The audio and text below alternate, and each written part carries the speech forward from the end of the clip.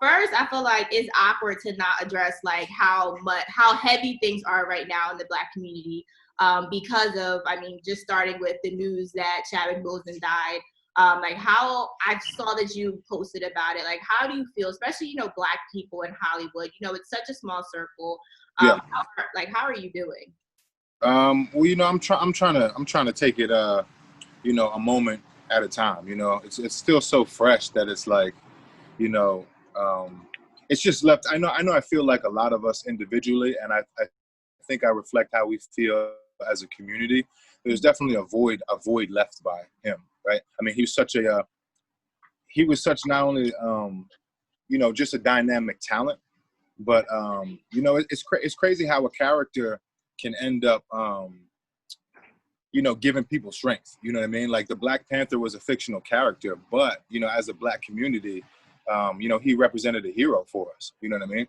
So to lose that is, is devastating as a human. It's devastating as a fan if you were a supporter of his work. It's just devastating as a Black person. I had a chance to actually meet him, several times just through passing, just because the industry is small. And man, every time I had a chance to encounter him, I always left with something. You know what I mean? Even when he was just in the room, he had a certain, he had a certain elegance about him. You know what I mean? He had a certain energy about him. So I miss him, even though I didn't know him too well. So rest in peace to a legend, Chadwick Boseman, man. Absolutely. It's a tough loss. Absolutely. And I've also heard that I've seen that you post about a lot about as far as the Black Lives Matter movement and those protests that continue to go on. It seems like, we just don't get a break when it comes to it. It's just like, It's not stopping. Like, how are you doing? And what do you feel like we can do? I mean, especially you with a platform, you use it for, bringing awareness. Like you'll post and say like, what's going on. I think that's the, I think you hit the nail on the head with one of the things that we can do is raise awareness is one of the first things that we can do. I love what the NBA is doing. I love what all the NBA players are doing, standing up for what it is that we're going through, trying to fight for social justice, right? I think on one hand it's unfortunately on one hand I'm numb to it, because how it is. Our skin don't wash it, the color don't wash off, right? So it's like I get I unfortunately get a bit numb to it because not only do I see it on TV all the time, but I go through it all the time as a Black man, as a Black woman, I'm sure you go through it. So it's like, to make sure that we stay tapped in and we don't get desensitized to it is one thing that we need to do. When we show, when we speak out on our own platforms to raise awareness, we have to continue to do that. We have to continue to make sure it's not something that get swept under the rug, even though it feels like it's been, they keep trying to sweep it under the rug. You know what I'm saying? So I just feel like it's a constant everyday fight. And, I make sure I try to do my practices so that I don't get burnt out. So I can be here for the long run, not only for myself as a Black man, but my family and my community also. Absolutely. Absolutely. Now we got the heavy out the way. Now let's move to something lighter. So PValley, your character in that, do you feel like you have a lot in common with that character in real life? Like, are you anything like him? I think the first area that I do think that I am like him, would have to just be the duality of what he is, right? The juxtaposition of what he is. So it's like, even when you were introduced to him as in the first episode, when that scene where he was, he offered to kill Keyshawn's baby daddy and then rocked her baby to sleep in the same scene, right? So you have a killer and someone who's tender at the same time, right? So it's like, that's kind of what started off, my sleeves. You can't really see it, but this is God of War. He's Aries. This is Aphrodite. She's the goddess of love. So even my duality as a human, is like war and love. I'm a deeply feeling, loving man who's constantly at war. See what I'm saying? So that's kind of where I'm just like Diamond. I think I'm different from him because I'm able to keep my impulses in check a bit more. I think with some of the PTSD, he's triggered much quicker than I am. And if you tune into the finale on this Sunday, you're gonna see him have his biggest trigger to date. Oh man, Yeah, for sure. Yeah, I hate to see that. Is there anything else that you can tell us, like, to look forward to in this finale coming up? Well, you know, a little bit of something like, okay, I'm excited, I'm ready for it. Like, people are yeah. really hyped, but can we get a little something? Oh well, first of all, I'm super hyped for it. You know, I'm so excited to watch it as a supporter and as a fan from this side. You know, because when we're inside of it, you know, behind the camera, or in front of the camera, you know, when we're actually shooting it, it's just you're in the nitty gritty. You're in the dirty ditches of it. You know what I mean? So I'm super excited just to sit back and watch how much fun it's going to be. To give you guys a little bit without giving too much, you know, wise men once told me that the chickens always come home to roost. You see what I'm saying? So you'll see some of these characters running away from something, you know, like the whole series, right? People are running away from, whether it's a person, whether it's a scenario, whether it's you know, the little voice inside their head which tells them what they should and shouldn't do. Right. Yep. That's what I'm saying. So it's all going to come full circle, and you can't outrun those moments forever again, because the chickens must always come home to roost. See what I'm saying? So it's like, you know, everybody's past is going to catch up with them, and if you want something more concrete, somebody gonna die.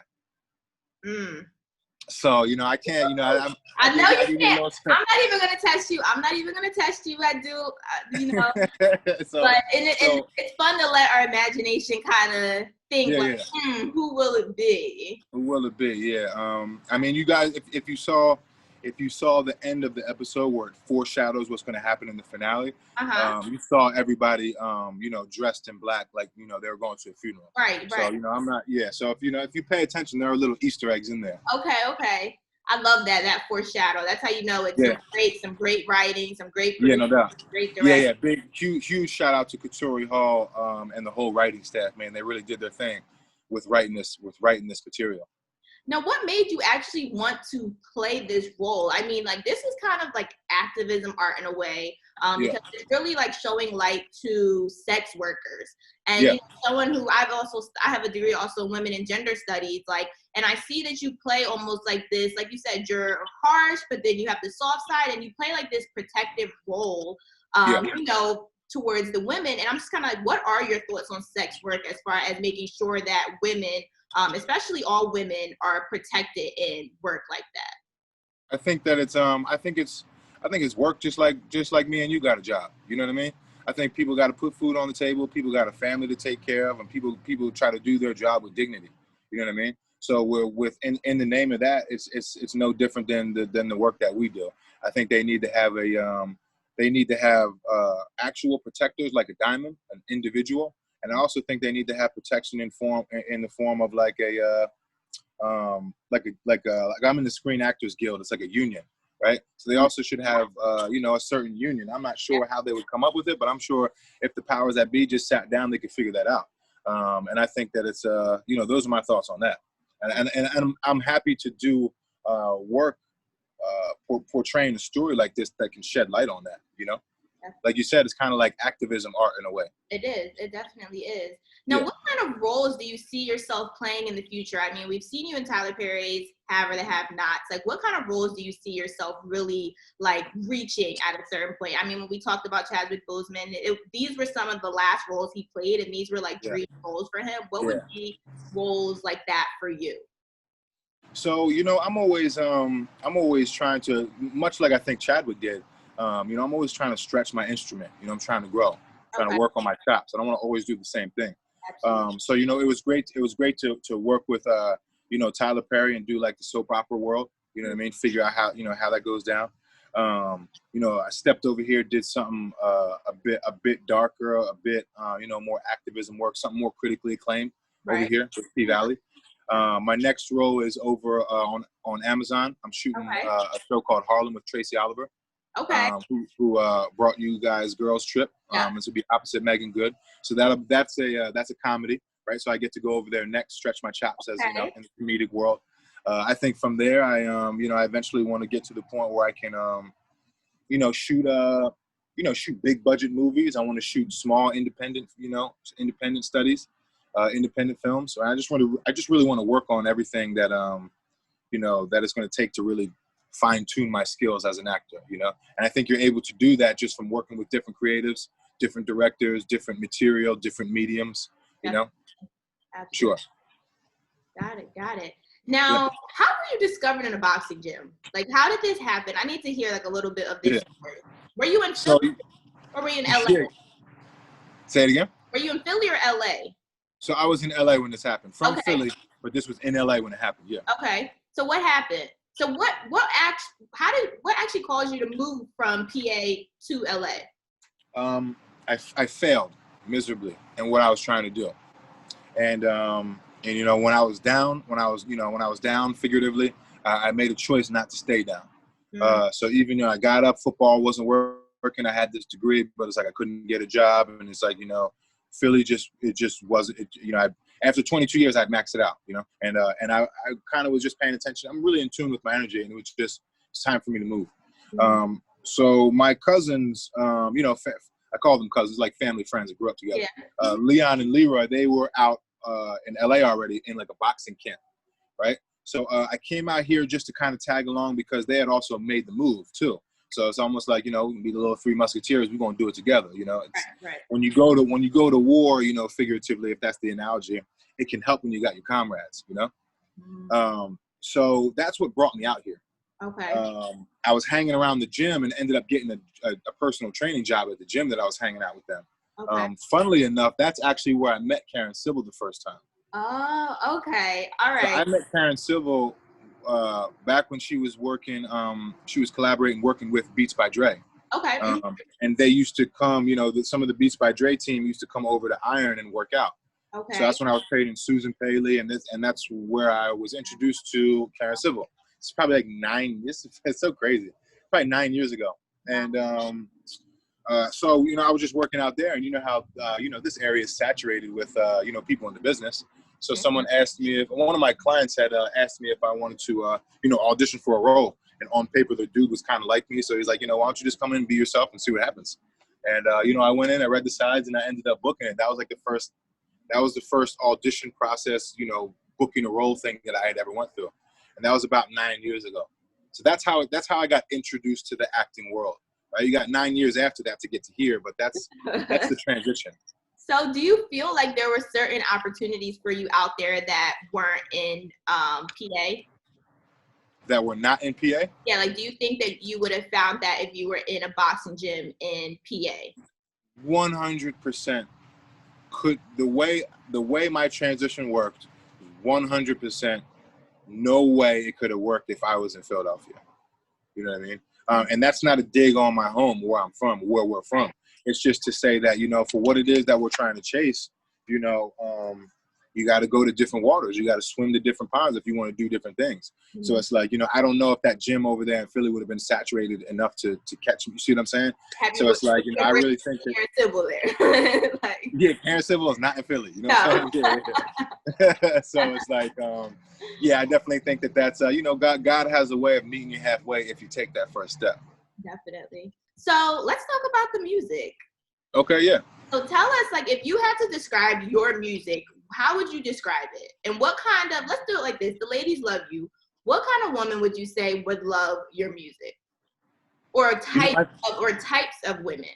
Yeah. I think, you know, I think women who are in tune with what they want to see are going to, you know, are going to level with what it is that I'm bringing in the music world.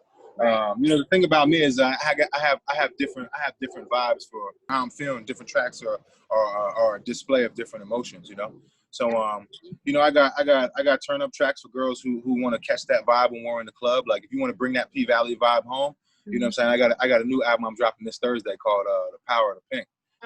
That's gonna capture that. Really, it was kind of like an homage to what it is that we were immersed in down there.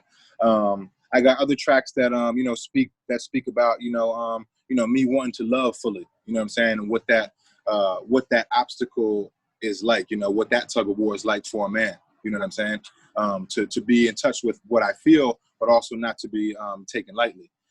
You know, I got other tracks that talk about what it's like, you know, what it's like to actually, you know, chase that dream and turn it into reality, right? What's it like to, you know, only be looked at for money? What's it like to be looked at as an object, right? You know, so I treat the music the same way I treat the acting. You know what I mean? There's different layers to each character.